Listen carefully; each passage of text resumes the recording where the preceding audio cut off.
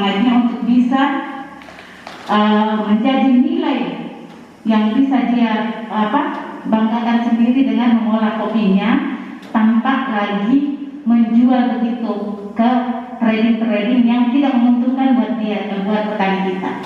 Nah, karena Gandang Batu ini merupakan salah satu pemasok bahan bakan kopi ke trading luar, perusahaan kopi besar itu, tapi keuntungan itu tidak dirasakan sama petani kita. Nah, ini yang menjadi histori ekspektasi saya bagaimana membina kolaborasi dengan petani di sini untuk bisa membangun. Kebetulan juga Bapak Pak Dewan, Pak Rahmat, saya sebenarnya sudah terlanjur masuk ke komoditi kopi sebagai periset, tetapi tidak ada dalam pikiran kami dengan Pak Ofir sebagai Direktur Inovasi saat itu, Prof. Salengke, bahwa hasil riset kita ini tidak berguna kalau hanya di dalam kertas saja. Hanya kami implementasi ke petani, kopinya Pak Haryadi kami beli dengan harga tinggi sama dengan harga kulit tanduk ya, Pak Haryadi malah lebih mahal. Kami olah di Makassar, tapi kendala mesin itu belum kita bisa bawa ke petani karena masih memerlukan beberapa perbaikan. Nah, nanti mungkin menjadi salah satu tujuan dari Pak Dewan nanti untuk mengangkut mesin ke sini dengan mengeluarkan kebijakan-kebijakan kerjasama dengan Unhas dan Kulitannya. Karena mesin itu Pak belum kami bisa turunkan ke sini karena masih memerlukan perbaikan, tapi kualitas yang dihasilkan kami sudah buktikan itu kami bisa menjual sampai 500.000 Bapak. Nah, kenapa kami beli harga mahal ke Pak Haryadi, ke petani di sini? Karena kami juga dapat harga mahal. Nah, itu yang kami mau nanti petani di sini tuh kalau sudah dipindahkan ke sini itu akan dirasakan petani di sini, bukan kami. Karena kenapa kemarin harganya begitu, saya sudah bilang Pak Haryadi. Pak Haryadi bilang ke petani, bukan kami yang buka harga, tapi petani yang memberikan kami harga. Karena itu kami tidak mau merugikan, karena ini mau diimplementasikan. Nah, itu yang menjadi salah satu kenapa kemarin kita harus membangun mulai Kopinta ini menjadi besar, karena harapannya nanti alat itu akan diturunkan ke sini. Nah, histori lain Bapak, bahwa tahun ini alhamdulillah mungkin ini berkat dari Pak Dewan semua kita dapat insentif 3. Nah, 3 ini tadi sudah dikatakan Bapak bahwa tidak akan terjadi tumpang tindih. Satu insentif untuk kemajuan Kopinta adalah membangun rumah pengering. Karena kenapa kemarin sangat diperlukan dari inisiasi Pak Opir itu karena bulan Januari pengiriman kopi ke Jerman itu didapatkan cacat mutu. Cacat mutu itu didapat dari kadar airnya. Nah, ini saya pikir Gandang Batu di sini adalah kelembabannya tinggi, curah hujannya juga tinggi, daerahnya dingin. Kalau ini tidak didukung gudang dengan sistem pengeringan yang bagus, kita tidak akan dapat kualitas nomor 1. Itu yang menjadi kendala kemarin Pak Dewan. Hanya insentif pertama kami mengajukan ke pusat rumah pengering. Itu nanti sensornya disertai otomatis semua, kontrol suhu lengkap. Yang kedua, insentif lain, walaupun Kopi Seribu sudah punya mesin roasting Pak Dewan, tapi itu adalah merugikan. Saya terus terang bilang merugikan karena butuh waktu lama, biayanya lebih banyak karena listrik pakai kompor gas itu 5 jam. Tahun ini kami mengusulkan dia sistem roasting digital, itu 5 menit 2 kilo dengan kualitas untuk yang keluar itu sudah nanti digitalisasi juga di kontrol suhunya. Nah, itu yang kedua. Yang ketiga, end product itu tentang kopi kemasan bibit. Itu sudah kita perkenalkan keluar, sudah diakui juga ke Jawa.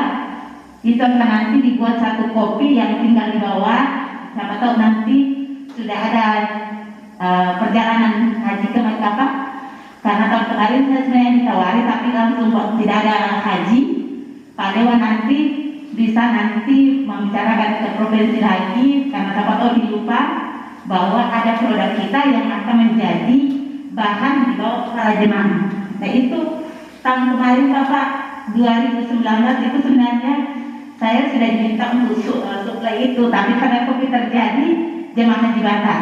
Nah ini PR-nya nanti Pak Dewan, kita akan bayangkan kalau satu jemaah haji dibekali dari provinsi disumbang 10 saset kali berapa ratus. Nah ini yang menjadi cita-cita kami kemarin.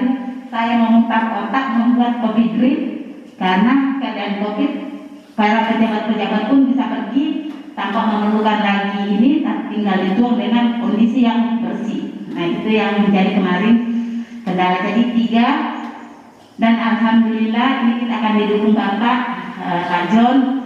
Ini hari ini diundang rapat ketiga lagi Pak untuk persiapan World Day Covid Internasional. Itu 5 negara Bapak sebenarnya. 1 di Boston, 2 di Belgia, 3 di Jerman, 4 di Den Haag, sama di Jepang. Itu nanti berturut-turut waktu dari mulai September sampai Oktober kita akan lintas. Awalnya dulu di Boston, One Day Coffee-nya di Boston, baru masuk ke Eropa baru ke Jepang. Itu yang diundangan Pak. Jadi 90 perusahaan yang masuk kemarin terpilih, saya mengikuti pelatihannya, keluar 30 perusahaan Kopintang, terpilih lagi, masuk lagi presentase, saya terpilih 5 besar, yang 4 perusahaan lain itu semua dari Sumatera.